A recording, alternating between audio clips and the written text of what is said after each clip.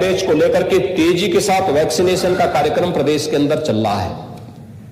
बहुत सारे लोगों ने गुमराह करने का प्रयास किया, तमाम प्रकार की दुष्प्रचार हुए, लेकिन जनता जनार्दन ने प्रधानमंत्री मोदी जी की और राज्य सरकार की बातों पर विश्वास किया और वैक्सीन लेना प्रारंभ किया। वैक्सीन ने थर्ड वेव की संभावना को रोका और संभावना को रोकने के साथ आज हम लोग न केवल वैक्सीन दे रहे हैं बल्कि 15 करोड़ लोगों को डबल इंजन सरकार का डबल डोज राशन की खुराक भी प्रदेश के अंदर उपलब्ध करवाने का कार्य कर रहे हैं। 15 करोड़ लोग उत्तर प्रदेश में हर महीने 2 बार राशन भी फ्री में लेने का कार्य कर रहे हैं। फ्री में राशन, फ्री में टेस्ट, फ्री में उपचार, फ्री में वैक्सीन, सबको वैक्सीन, और इसी को कहते हैं सबका साथ और सबका विकास।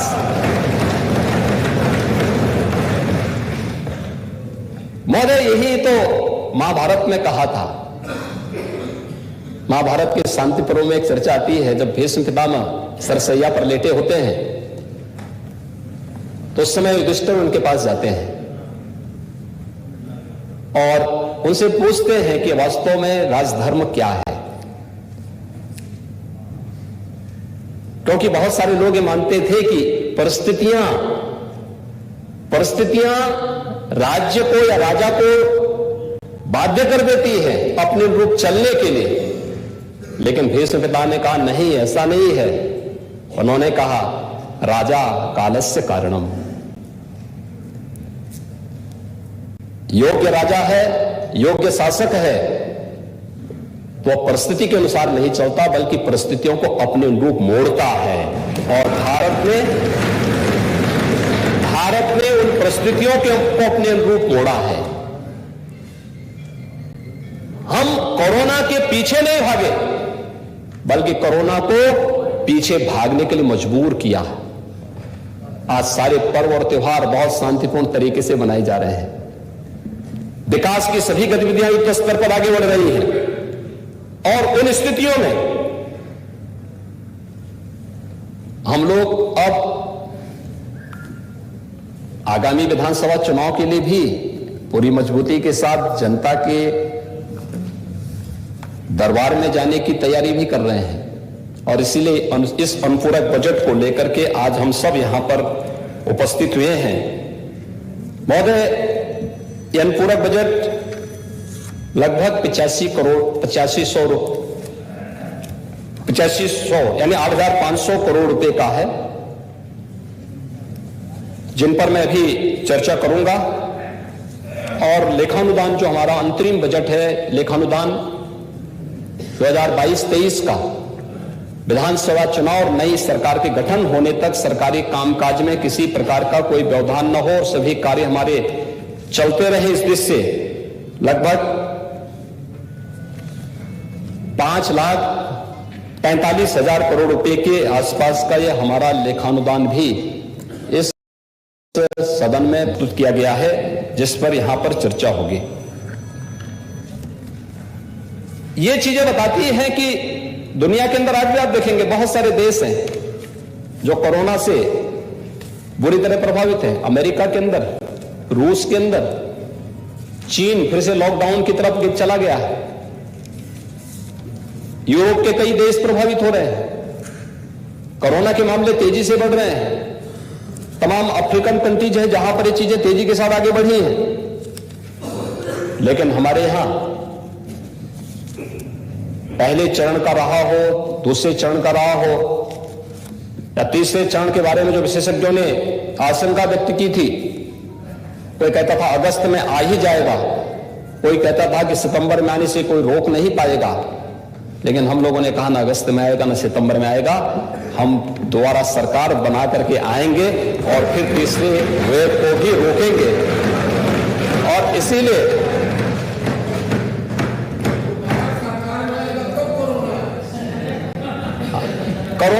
कोरोना आएगा नहीं, कोरोना को रोकेंगे, थर्ड वेव को भी रोकेंगे।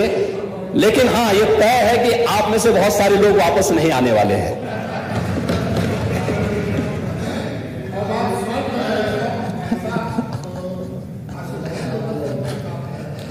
चलिए मैं एक श्राप नहीं, मैं आज शुभकामना देता हूं कि आप जैसे हैं ऐसे बैठे रहे, यहां के लोग ऐसे बैठे रहे।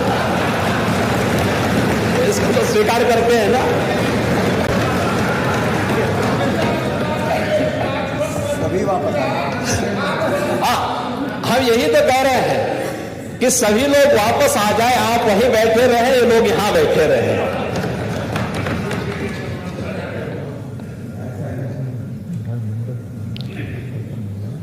महोदय, हम लोगों ने पिछले 5 वर्ष के दौरान, मैं चर्चा 5 वर्ष की करूंगा, 4.5 वर्ष की नहीं करूंगा, 3.5 वर्ष की भी नहीं करूंगा।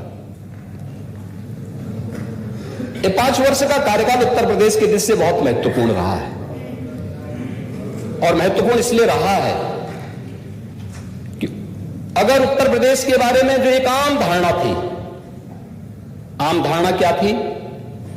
हम राजनीतिक पूर्वाग्रह से ऊपर उठकर के सोचे तो उत्तर प्रदेश के बाहर जाने पर उत्तर प्रदेश के बारे में जो धारणा होती थी कि देश के विकास का सबसे बड़ा बाधक है उत्तर प्रदेश। सबसे बड़ी लोगों के मन में धारणा थी उत्तर प्रदेश में कोई सुरक्षित नहीं रहेगा, उत्तर प्रदेश में दंगे होते हैं, आस्था का सम्मान नहीं होता है,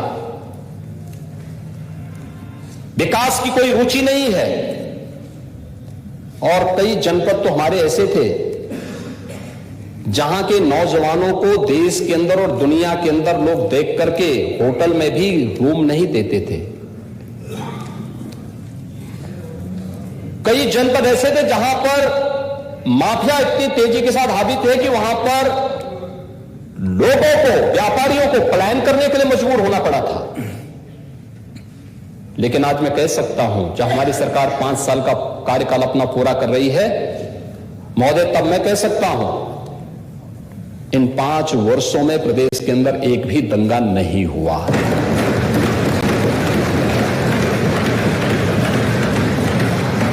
तब मैं कह सकता हूं उत्तर प्रदेश के बारे में देश और दुनिया की धारणा बदली है। तब मैं इस बारे में कह सकता हूं आज देश और दुनिया का हर एक बड़ा निवेशक उत्तर प्रदेश के अंदर निवेश करने के लिए उत्सुक है। और यह उत्तर प्रदेश के अंदर जो पिछले 5 वर्ष के दौरान हुआ निवेश है, यह उसका उदाहरण है। कोरोना में दुनिया पस्त थी और उत्तर प्रदेश में 66,000 करोड़ रुपए का निवेश उत्तर प्रदेश के अंदर कोरोना कालखंड के दौरान मात्र हुआ है। इस दौरान देश की पहली डिस्प्ले यूनिट यूपी के अंदर लगी और उसने प्रोडक्शन भी अपना शुरू कर दिया।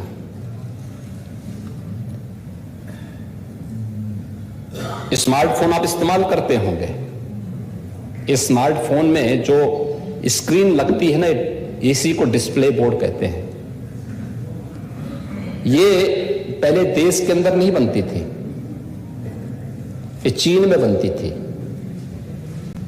आज उसका निर्माण भी प्रदेश के अंदर होने लग गया है और ये फैक्ट्री लगी है कोरोना कालखंड में यूपी के अंदर।